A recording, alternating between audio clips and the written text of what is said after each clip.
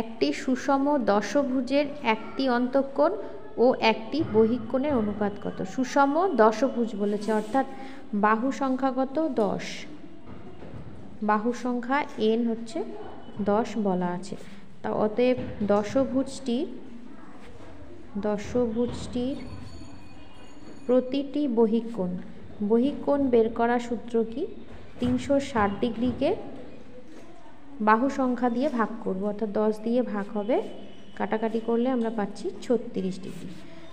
এবার প্রতিটি অন্তঃকোণ বের করব।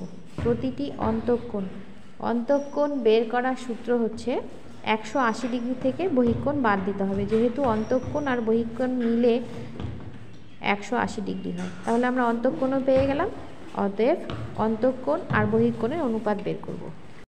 তাহলে অন্তঃকোণ ইস্টু বহিঃকোণ হবে 144 ডিগ্রি ইস্টু 36 ডিগ্রি, কাটাকাটি করে